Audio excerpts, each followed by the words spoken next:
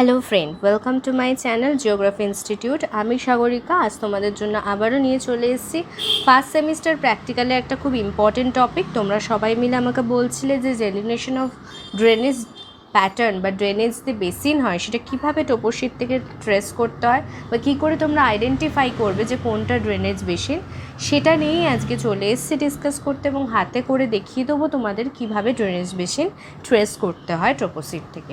তো চলো শুরু করে দেওয়া যাক আজকের ভিডিও। আর তার আগে যারা এখনও পর্যন্ত আমার চ্যানেলটা সাবস্ক্রাইব করোনি অবশ্যই সাবস্ক্রাইব করো আর পাশে থাকা বেল আইকনে ক্লিক করতে ভুলো না।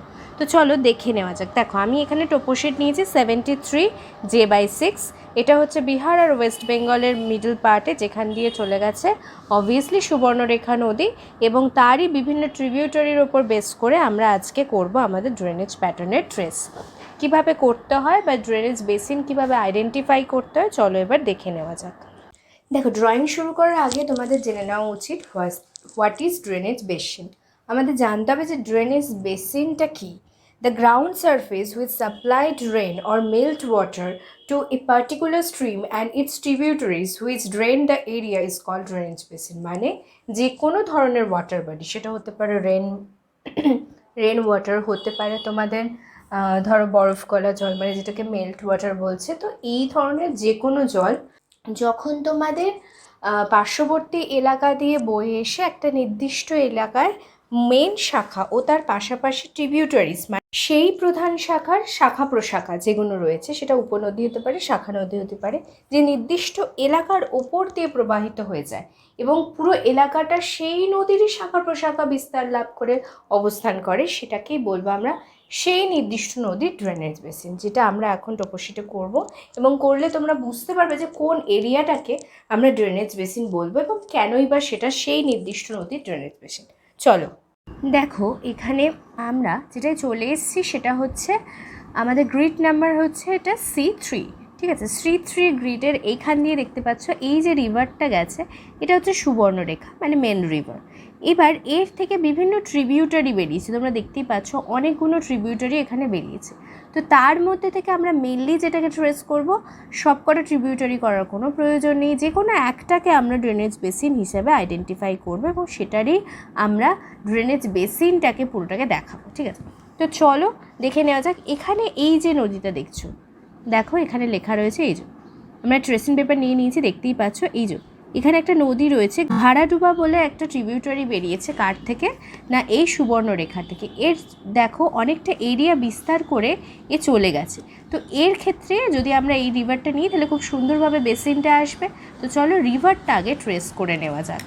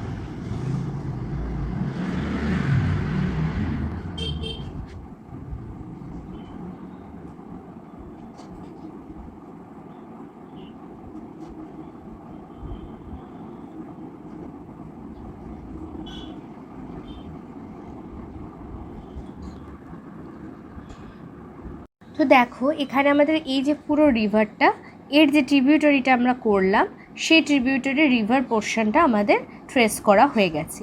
এবার হচ্ছে বেসিন এরিয়া আইডেন্টিফাই করা। রিভার এরিয়া ট্রেস করা তো সোজা, রিভারের যে পয়েন্টগুলো চলে গেছে বা যেভাবে রিভারটা গেছে আমি দেখে দেখে জাস্ট ট্রেস করে নিলাম। কিন্তু যখন আমরা বেসিন এরিয়াকে আইডেন্টিফাই করবো, বেসিন এরিয়াকে প্লট করব, তখন কিন্তু আমাদের একটা জিনিস মাথায় রাখতে হবে, যে রিভারটার আশপাশ দিয়ে আমি বেসিন এরিয়াটা ড্র করব, তার পাশ দিয়ে যে কন্ট্যুর গেছে সেই কন্ট্যুরগুলো আমাকে মাথায় রেখে তবেই বেসিন ড্র করতে হবে। মানে একটা নির্দিষ্ট কন্ট্যুর যে ঠিক এর পাশ দিয়ে গেছে, সেই কন্ট্যুরটাকেই আইডেন্টিফাই করে আমাদের বেসিনটা টানতে হবে। এখানে দেখো, খুব ভালো করে যদি তোমরা লক্ষ্য করো তাহলে দেখতে পাবে ঠিক রিভারটার পাশ দিয়েই গেছে আমাদের একটা কন্ট্যুর, ঠিক রিভারের ওপর দিয়ে বেরিয়েছে। এই কন্ট্যুরটাই হচ্ছে আমার রিভার বেসিনকে আইডেন্টিফাই করার সবচেয়ে বেস্ট ওয়ে। তোমরা দেখতে পাবে যে কন্ট্যুরটা, আমরা কি জানি কন্ট্যুর সাধারণত কি করে, রিভারকে ছেদ করে না। সেই জন্য রিভারের পাশ দিয়ে একটা নির্দিষ্ট কন্ট্যুর তোমরা পেয়ে যাবে, যে কন্ট্যুরটা তোমার ড্রেনেজ বেসিনকে রিপ্রেজেন্ট করবে এবং যেটা তোমাকে সুযোগ করে দেবে ড্রেনেজ বেসিনটাকে আইডেন্টিফাই করার। দেখো, আমাদের ড্রেনেজ বেসিন কিন্তু তোলা হয়ে গেছে। এইভাবেই তোমাদের করতে হবে। যত প্রমিনেন্টলি তোমরা ড্রেনেজ বেসিনটাকে ট্রেস করতে পারবে, তত তোমাদের কাজ করতে সুবিধা হবে। প্রতিটা ড্রেনেজ বেসিনকে বেস করে কিন্তু একটা নির্দিষ্ট কন্ট্যুর যায়। এটা তোমাদেরকে ফার্স্টে ভেরিফাই করে নিতে হবে যে কোন কন্ট্যুরটা গেছে এখান দিয়ে। আমি যদি এখানে ভালো করে দেখি তাহলে এটা আমার 100 কন্ট্যুর গেছে। 100 মিটারের কন্ট্যুর চলে গেছে এই রিভারটা বরাবর। তো এই রিভারটা বরাবর আমার যে 100 মিটারের কন্ট্যুর, এটাই হচ্ছে আমার ড্রেনেজ বেসিনকে তোলার একটা সবচেয়ে বড় কি বলবো, পোর্শান যাকে বলা চলে। ঠিক আছে, তো ড্রেনেজ বেসিন যখন তোমরা ট্রেস করছো, কটা জিনিস তোমাদের মাথায় রাখতে হবে। কি কি? 1 নম্বর হচ্ছে তোমরা যে বেসিনটা থেকে ট্রেস করছো, সেই বেসিনে ট্রেস করার সময় তোমরা কি পাচ্ছ, মানে সেই বেসিন থেকে ড্রেনেজটা কিভাবে এনলার্জ করে বেরিয়ে গেছে চারিদিকে, তোমাদের প্যাটার্নটা ওয়াচ করতে হবে। দেখো, এই যে প্যাটার্নটা তোমরা দেখতে পাচ্ছ, এখানে যে ড্রেনেজ প্যাটার্নটা তোমরা দেখতে পাচ্ছ, এটা কি রিপ্রেজেন্ট করছে? হ্যাঁ, অবশ্যই এটা একটা ডেনড্রাইটিক প্যাটার্ন, কারণ আমরা কি দেখতে পাচ্ছি, অজস্র শাখা প্রশাখা বিস্তার করে নদীটা চলে গেছে, তাই তো? আর আমরা কি জানি, যখন শাখা প্রশাখা বিস্তার করে কোনো নদী প্রবাহিত হয়, তখন সেটা কী ধরনের ড্রেনেজ প্যাটার্ন? না, অবশ্যই ডেনড্রাইটিক ড্রেনেজ প্যাটার্ন। তাহলে আমি ড্রেনেজ বেসিনের মাধ্যমে কি রিপ্রেজেন্ট করতে পারলাম? ড্রেনেজ প্যাটার্নটাকেও আমি তুলে ধরতে পারলাম। এর পাশাপাশি কত নম্বর কন্ট্যুর, সবসময় মনে রাখবে রিভার মানে নদী হচ্ছে সব থেকে lowest part of our landform, তাই তো? নদী সবসময় ভূমির সবচেয়ে নিম্ন অঞ্চল দিয়ে প্রবাহিত হয় অল্টিটিউডের দিক থেকে।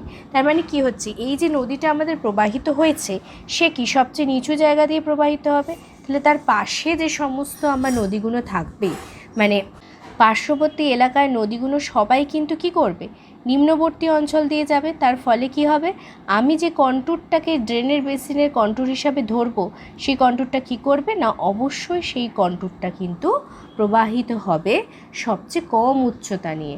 সেই জন্য দেখো, এখানে যে কন্ট্যুরটা আমরা পাচ্ছি সেটা কিন্তু মাত্র 100 মিটারের কন্ট্যুর। কোথাও কোথাও তোমরা 80 মিটার পাবে, 90 মিটার পাবে, 70 মিটার পেতে পারো, 10 মিটারেরও কন্ট্যুর পেতে পারো। তার মানে মাথায় রাখবে, যে টোপোশিটটা থেকে তোমরা এটাকে ড্র করছো, সেই টোপোশিটের সবচেয়ে লোয়েস্ট পার্ট দিয়ে যাবে তোমাদের রিভার। আর সেই সবচেয়ে লোয়েস্ট পার্টে কে থাকবে? সবচেয়ে লোয়েস্ট মানের কন্ট্যুর দেখতে পাবে। এবার চলো এটাকে আমরা খাতার ওপর ফেলে দেখি, তাহলে অনেক বেশি প্রমিনেন্ট তোমরা বুঝতে পারবে। আমাদের তো ট্রেস করা হয়ে গেছে, এবার আমরা খাতায় রাখবো। তো দেখো, এখানে আমরা ড্রেনেজ বেসিনটা পেপারের ওপর নিয়ে নিয়েছি। খুব ইজিলি এখানে বেসিনটা বোঝা যাচ্ছে, এটা সুবর্ণরেখা রিভার। এবং এই যে আমাদের চলে গেছে ঘাড়াদুবা নং, এন কিন্তু এখানে নালা বোঝায়। এগুলো সবই দেখতে পাচ্ছ তোমরা ব্ল্যাক, কারণ এখানে জল থাকে না। যখন বর্ষার সময় জল ছাড়া হয় তখন এই সমস্ত রিভারে জল আসে। তো এটা হচ্ছে তোমাদের ড্রেনেজ বেসিন। এইভাবেই তোমাদের ড্রেনেজ বেসিন ট্রেস করতে হবে। আশা করছি তোমরা বুঝতে পেরেছো। ট্রেস করা হয়ে যাওয়ার পরেও কিন্তু তোমাদের একটা কাজ থাকবে। কি কাজ থাকবে? এখানে কিন্তু যে তোমরা ম্যাপ থেকে করছো তার আরএফের ভ্যালুটা দিয়ে দেবে 1:50,000, যেটা নর্মালি টোপোশিটের ভ্যালু হয়ে থাকে। এছাড়াও আরও একটা কাজ থাকবে। কি কি লিখতে হবে তোমাদের? এখানে তোমাদের গ্রিড নাম্বার লিখে দিতে হবে, অবশ্যই গ্রিড নাম্বার লিখবে, ঠিক আছে? গ্রিড নাম্বার, তোমার গ্রিড কোনটা, এটা আমরা যেটা কাজ করেছি সেটা হচ্ছে আমাদের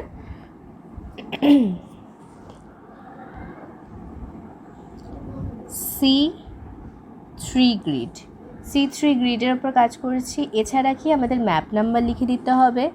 এখানে আমরা ম্যাপ নাম্বার লিখে দেবো। ম্যাপ নাম্বার কি 73J/6। এগুলো কিন্তু কম্পালসারি, ঠিক আছে, এগুলো কিন্তু তোমাদের লিখতে হবে। আর ওপরে হেডিং অবশ্যই করে দেবে।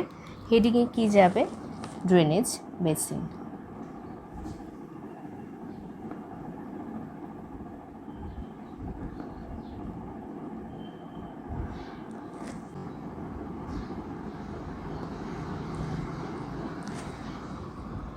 এই হলো পুরো তোমাদের ড্রেনেজ বেসিন। আশা করছি বুঝতে পেরেছো।